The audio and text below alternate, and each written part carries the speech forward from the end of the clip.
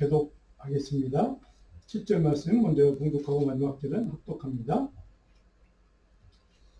그날에 다윗이 아삽과 그의 형제를 세워 먼저 여호와께 감사하게 하여 이르기를 너희는 여호와께 감사하며 그의 이름을 불러 아뢰며 그가 행하신 일을 만민 중에 알릴지어다. 그에게 노래하며 그를 찬양하고 그의 모든 기사를 전할지어다. 그의 소원을 자랑하라. 여호와를 구하는 자마다 마음이 즐거울지로다. 여호와와 그의 능력을 구할지어다. 항상 그의 얼굴을 찾을지어다. 그의 종 이스라엘의 후손 곧 택하신 야곱의 자손 너희는 그의 행하신 기사와 그의 이적과 그의 일의 업도를 기억할지어다. 그는 여호와 우리 하나님이시라. 그의 복도가 온 땅에 있도다. 너희는 그의 언약 곧 천대에 명령하신 말씀을 영원히 기억할지어다. 이것은 아브라함에게 하신 언약이며 이삭에게 하신 맹세이며 이는 야곱에게 세우신 율례 곧 이스라엘에게 하신 영원한 언약이다.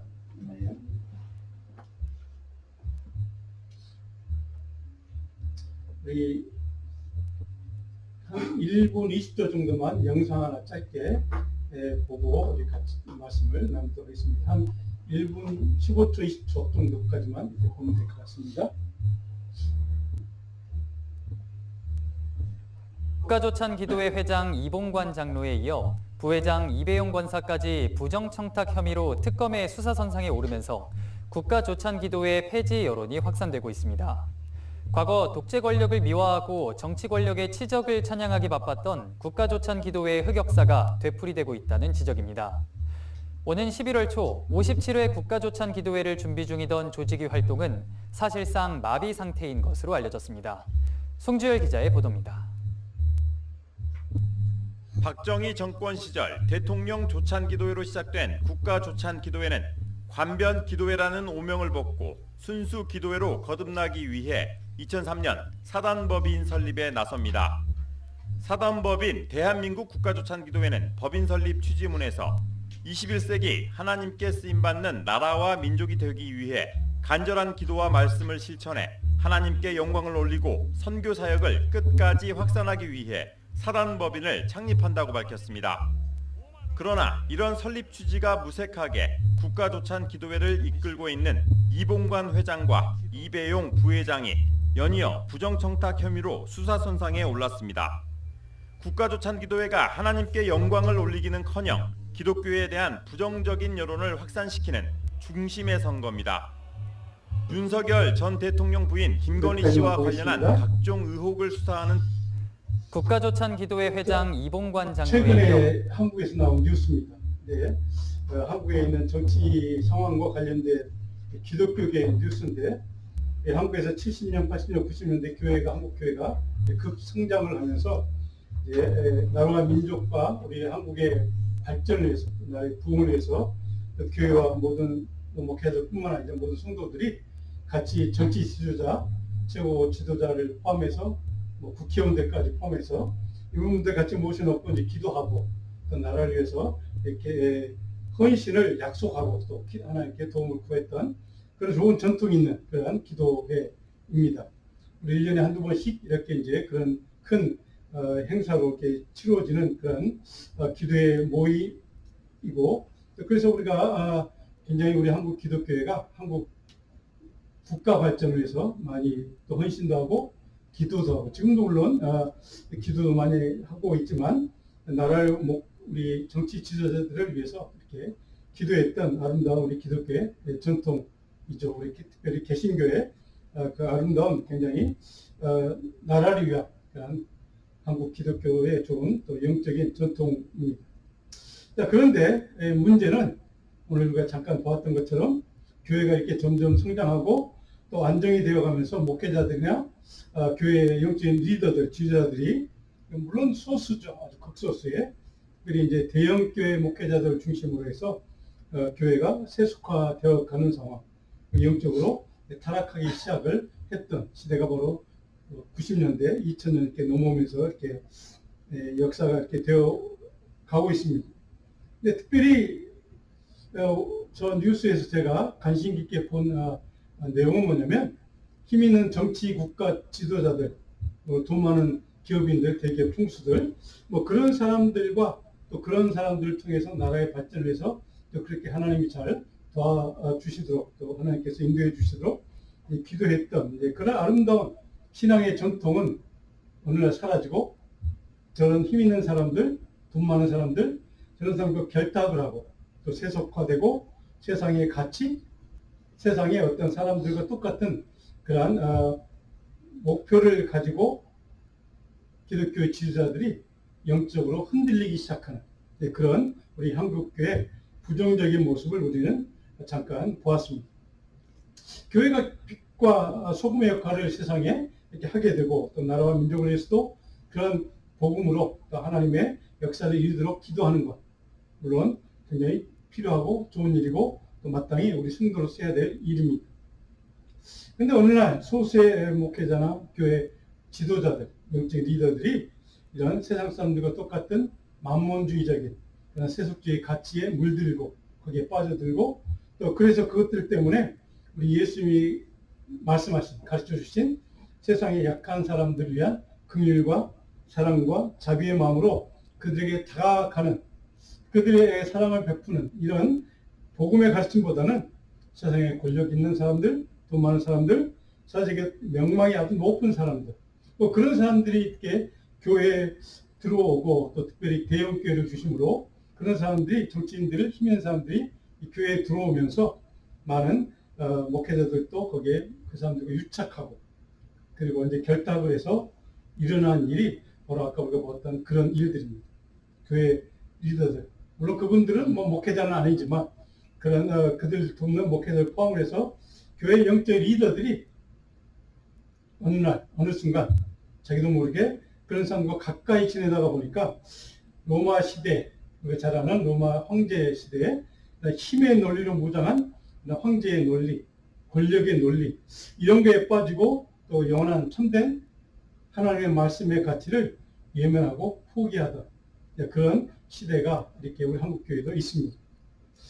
그래서 우리는 빌라도라는 인물을 우리가 성경에서 읽을 때 빌라도처럼 돈 있는 사람 또 혹은 힘 있는 사람, 권력을 가진 자들, 아니면 정치 권력가들, 아니면 돈 많은 기업 총수들, 자, 이런 사람들의 결탁을 해서 힘의 논리에 빠지고 그러다가 보니까 예수님의 가르침에 대한, 하나님의 그 말씀에 대한 그런 가르침을 우리는 놓치고 또 소홀하게 되고, 그러다가 빌라도처럼 당시의 유대 종교 지도자들, 힘 있는 권력자들, 그들이 예수님을 핍박하고 십자가에 못 박혀 죽였던 그런 종교 권력자들처럼 우리 한국교회 영적인 힘 있는 리더들, 권력자들이 자기도 모르는 사이에 그 길을 가는 그런 오류들, 그런 잘못들이 우리 한국교회도 있었다는 것을 우리는 저 사건을 통해, 최근의 사건을 통해서 우리는 발견하게 됩니다.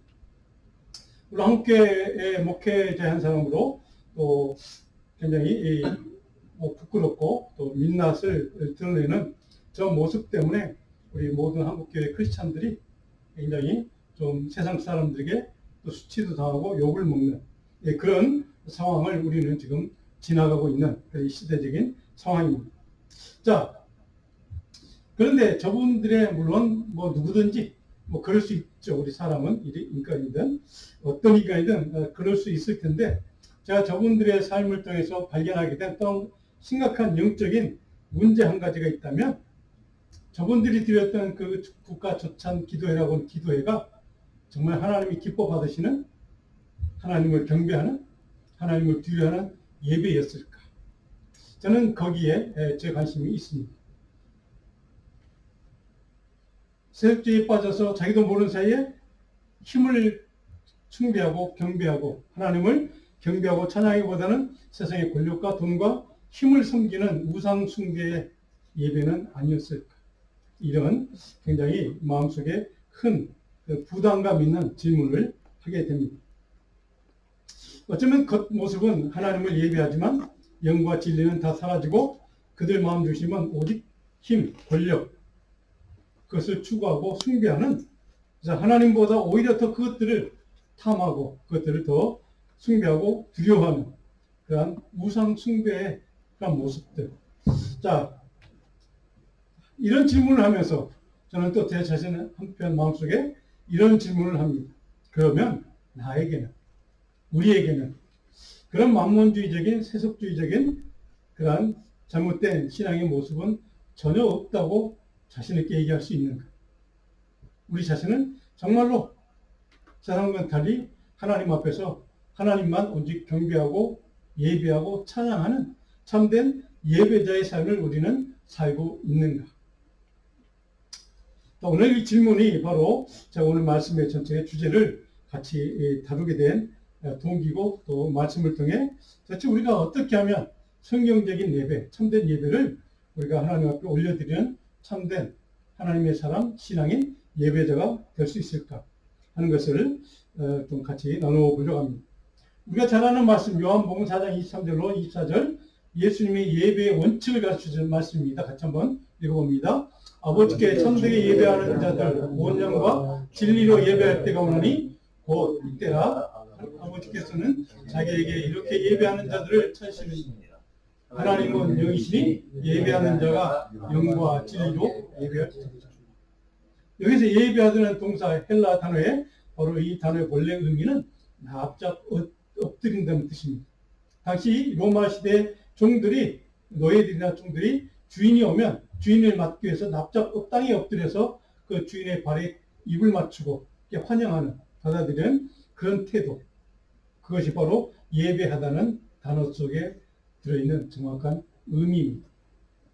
예배란 하나님 앞에서 우리가 그렇게 종으로서 땅의 가장 낮은 곳에 엎드려서 하나님을 우러러보며 경배하고 경외하며 찬양하는 것, 이것이 예배라는 뜻입니다. 자, 열왕기하 18장 22절을 보면 이런 말씀이 있습니다. 구약성경에 히스기야 왕이라는 인물이 예배에 대해서 이렇게 표현을 했습니다. 같이 읽어볼까요? 너희가 내게 이르기를 우리는 우리 하나님 여호와를 의뢰하노라 하리라. 나는 히스기야가 그들의 산당들과 제단을 제거하고 유다와 예루살렘 사람에게 명령하기를 예루살렘 제단 앞에서만 예배하라. 히스기야 왕은 우상의 신전 제단을 다 없앴던 왕입니다. 그래서 우리가 그 신전도 그냥 그대로 두고 하나님께 예배할게요 라고 하는 사람들 향해서 하는 얘기가 바로 저 얘기입니다. 그 신전도 다 없애야 돼. 보이면 안 돼. 너희들 하나님 예배한다고 하지만 저것들이 있으면 너희도 모르게 우상을 숭배하게 돼.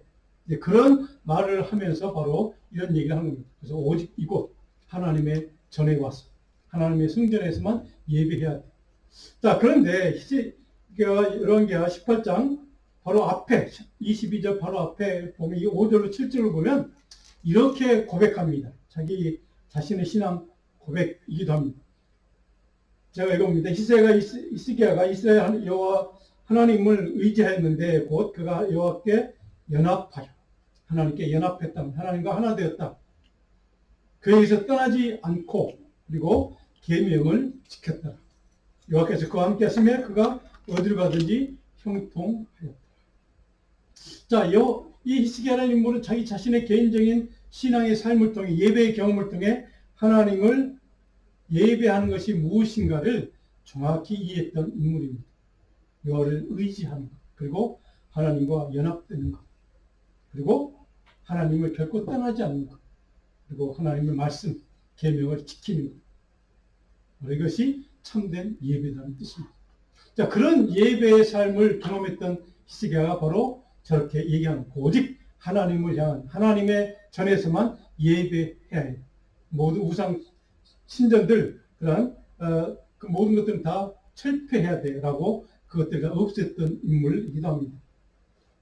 자, 생명의 말씀을 통으로 하나님과 연합해서 하나님을 참으로 경배하고 예배했던 그가 바로 하나님을 예배하는 자의 태도가 어떠한 것인가를 우리에게 정확하게 가르쳐주는 말씀입니다. 근데 여기에 22절에 보면 바로 여기에서만 예배하라 마지막에 있는 예배라는 단어, 구약성경 예배라는 단어의 의미는 겸손하게 간청하는 마음으로 하나님을 경배하게 땅에 엎드리는 행동이라는 뜻입니다. 땅에 엎드리는 겁니다. 예배란 하나님 앞에서 우리의 모든 것을 다 내려놓고 납작 가장 밑바닥에 엎드려서 하나님을 경배하고 하나님을 경외하는 마음, 태도. 이것을 이 예배라고 합니다. 마음 중심과 생각, 행동 전체를 온전히 하나님의 생각, 하나님의 마음, 하나님의 말씀으로 채우기 위한 그 목적으로 드리는 것이 예배라는 뜻입니다. 그래서 납작 엎드리는 겁니다. 자기의 모든 것을 포기하고 내려놓고 하나님 앞에서 맨몸으로 서드시고 그렇게 엎드리는 겁니다. 왜요? 내 마음 속에, 내 생각 속에, 내 행동 속에 오직 하나님의 것으로만 채워달라고 하나님께 간청하는 태도이기 때문에 그것이 예배의 태도라는 것입니다. 그래서 모든 것을 하나님과 채우는 건 뭘까요? 반대에게만 우리 인간적인 것, 세속적인 것, 욕망, 이런 모든 것들을 다 비운다는 뜻입니다. 오직 하나님 앞에서 하나님의 은혜와 능력과 말씀과 생명으로만 채우는 것. 그 은혜와 또 능력을 받는 것, 그것이 바로 예배다 하는 것을 말씀하고 있습니다. 자, 그런 의미에서 바로 성경에서 말하는 예배란 구약이든 신약이든 만몬주의적인 세속적인 생각, 가치, 행동을 다 제거하는 겁니다. 내 안에 있는 그 모든 것들을 다 제거하고 영과 진리로 하나님 앞에 서서 바로 하나님만 경배하고 하나님의 것으로만 내 안을 채우겠다는 결단, 이것이 예배자의 태도라는 것을 말씀하고 있습니다. 그러면 우리가 잘 아는 로마 12장 1절로 2절 말씀, 우리 잘 말씀 같이 읽어볼까요? 그러므로 형제들아 내가 너희를 권하노니 너희 몸을 하나님이 기뻐하시는 거룩한 산제물로 드리라. 이는 너희가 드릴 영적 예배니라. 너희는 이 세대를 본받지 말고 오직 마음을 새롭게 함으로 변화를 받아 하나님의 선하시고 기뻐하시고 온전하신 뜻이 무엇인지를 분별하도록 하라. 자, 신약 구약에 있는 예수 말씀하신 또 구약에 있는 예배의 개념을 정확하게 바울 사도가 이렇게 요약합니다. 뭡니까? 인간의 것은 다 제거하고 없애고 하나님의 것, 하나님의 뜻, 하나님의 생각, 하나님의 말씀, 하나님의 지혜로 채우는 시간. 이것이 예배라는 뜻입니다. 자, 그래서 바로 바울 사도가 온전하신 뜻이, 하나님의 뜻이 무엇인가를 분별하는 것. 이런 분별의 지혜와 영이 생긴 것. 이것이 예배를 통해 우리가 누리는, 얻는 유익, 영적인 능력이라는 뜻이기도 합니다. 그래서 예배란 하나님의 것으로 채우는 시간입니다. 우리 인간의 생각을, 인간의 것을 다 내려놓고 포기하고 하나님의 뜻이, 하나님의 말씀이, 하나님의 생각이, 하나님의 계획이 무엇인가를 그것을 분별하고 깨닫고 그것을 내 안에 받아들입니다. 이것이 예배 시간에 우리가 누리는 은혜요, 복이라는 겁니다. 그러면 성경적인 의미의 예배란 바로 하나님의 것으로 채우는 시간인 것을 정확하게 먼저 이해하고 오늘 다윗의 예배는 어떤 예배인가 하는 것을 좀 살펴보려고 합니다. 성경을 때 보시면 첫 번째 다윗의 예배의 내용이 있습니다.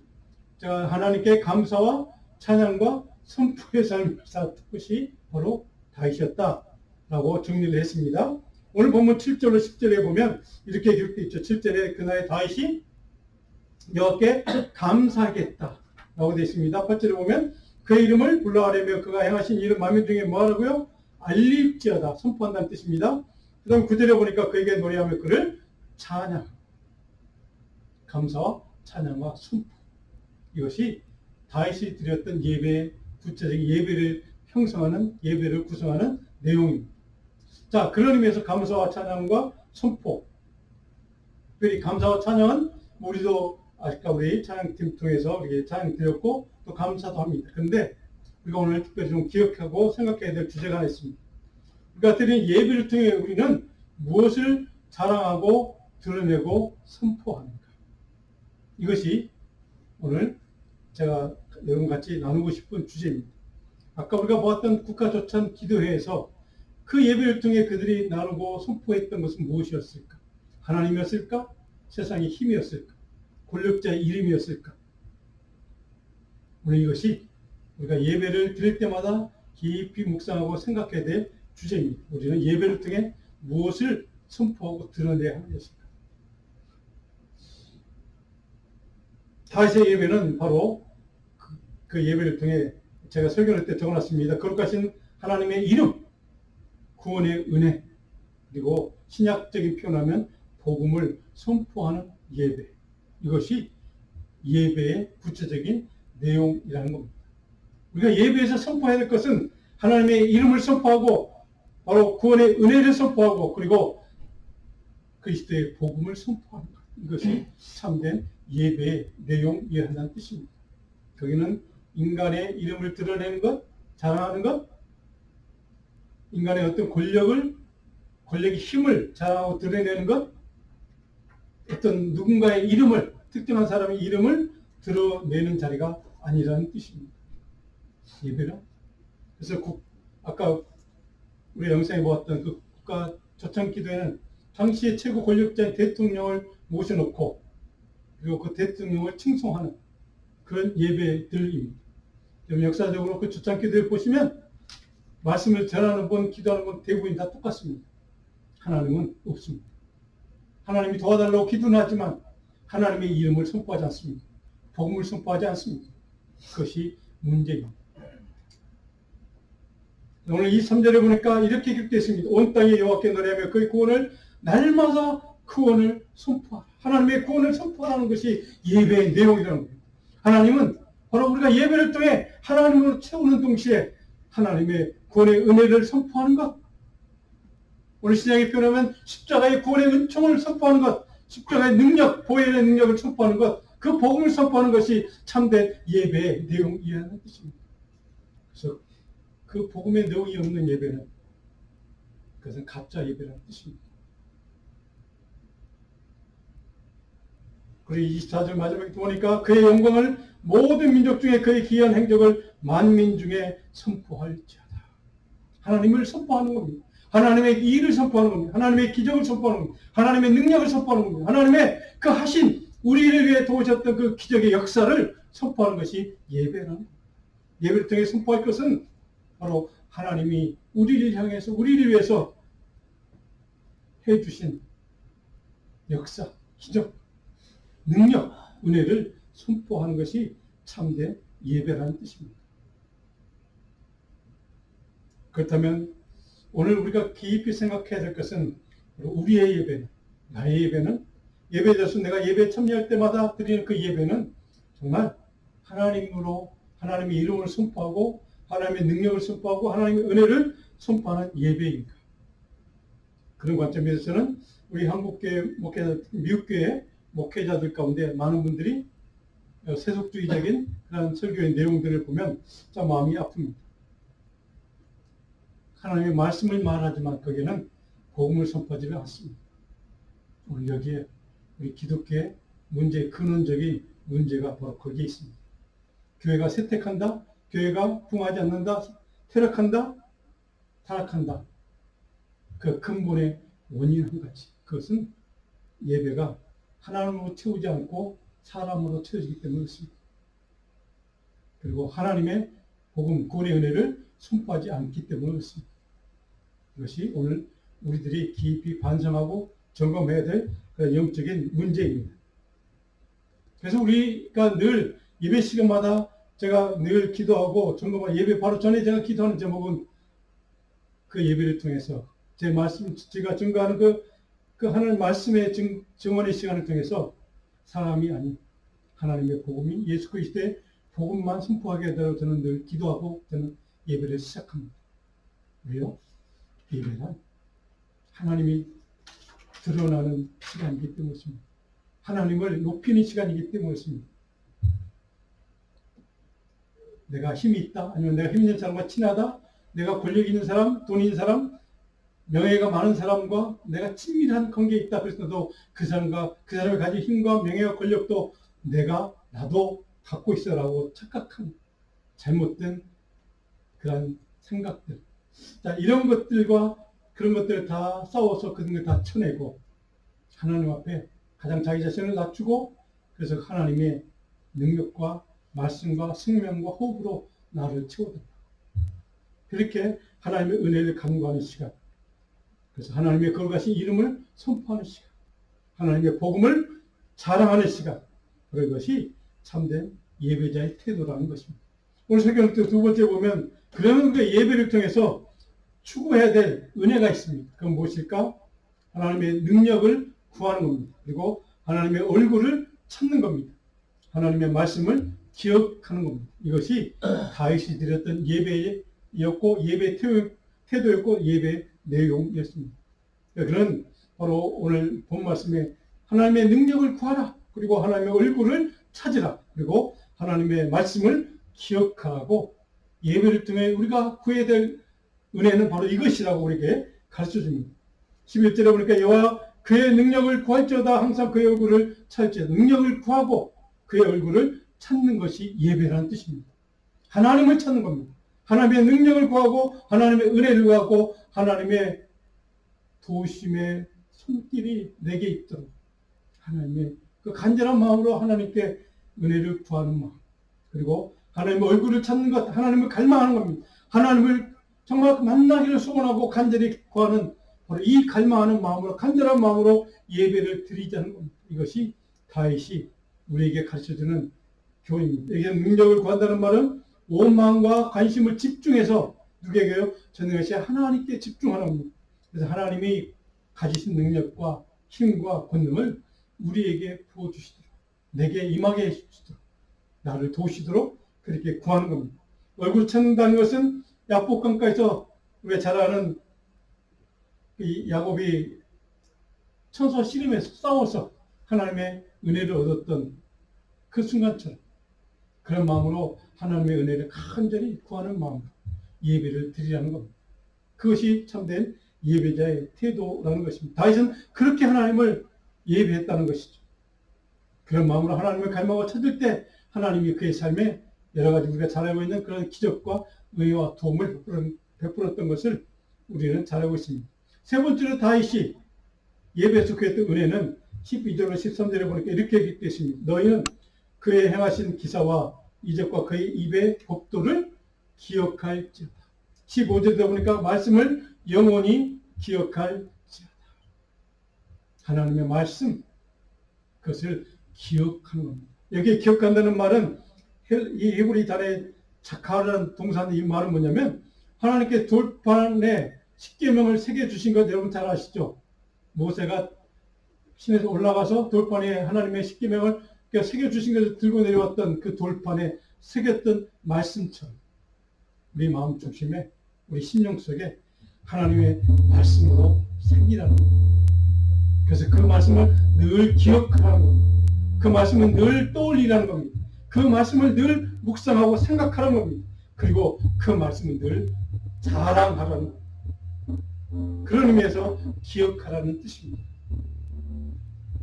예배를 통해 우리가 구해야 될 은혜는 하나님의 말씀, 들은 말씀을 기억하고 그 말씀을 늘 자랑하고 그 말씀을 통해 하나님이 내게 원하신 뜻을 분별하고 그래서 그 뜻의 길을 우리가 그 길로 하나님의 뜻의 길로 우리가 살아가려고 노력하는 것. 바로 이것이 예배에 우리가 간절히 소원하고 강구해야 될 은혜라는 뜻입니다.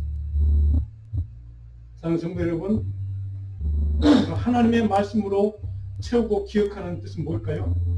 우리 인간의 생각, 세속적인 생각, 그 모든 것들은 다 떨쳐내라는 겁니다. 우리 안에 그 모든 것들 다 제거하라는 겁니다. 그리고 하나님의 말씀으로 늘 채워서 그것을 기억해내고 그것을 사람들에게 알리고 그걸 선포하고 그 말씀에 따라 순종하는 삶을 사는 것이 예배에 통해서 드리는 능력이요 은혜라는 뜻입니다.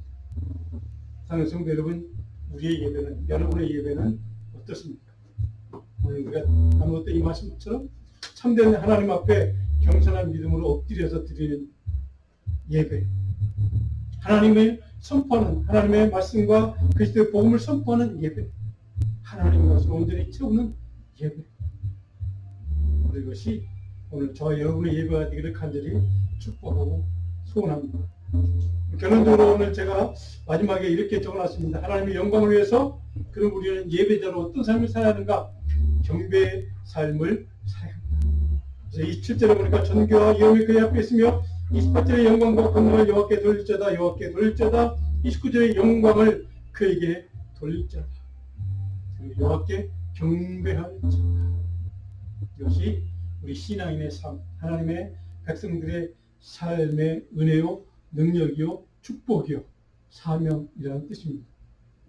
존귀와 영광을 하나님께 돌리는 경배하는 삶을 사는 참된 신실한 예배자로 살라는 것이 다윗의 마지막 고비의 내용입니다.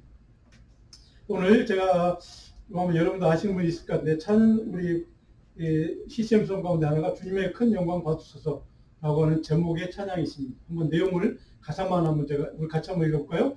주님 큰 영광 받으소서 홀로 찬양 받으소서 모든 이름 위에 뛰어난 그 이름 원땅과 하늘이 다 찬양해 겸손하게 우리 무릎 꿇고 주 이름 앞에 영광 돌리시. 그 다음 장 볼까요? 모두 절하세 독생자 예수 주님께 찬양 드리리. 모든 영광과 존귀와 능력 받으소서 영광과 존귀와 능력 받으소서 그리스도의 살아계신 하나님. 이것이 참된 예배자의 마음이요 태도요 예배의 내용인 줄로 믿습니다. 저는 저와 여러분들이 우리가 드리는 주일 예배가 모든 예배가 세상의 모든 것을 다 떨쳐내고 오직 하나님의 지혜, 말씀, 생명, 하나님의 능력, 하나님의 생명, 하나님의 호흡으로 채워서 그 능력으로 그 은혜로 세상 살아가는 동안 하나님의 생명의 복음을 선포하는 예수 그리스도의 구원의 은총을 선포하는 참된 예배자로 살아가는 우리 모든 성도들, 우리 자녀들 되기를 주님으로 축원합니다. 기도하겠습니다. 하나님, 우리의 삶의 예배가 주님이 받으시는 예배, 주님이 원하시는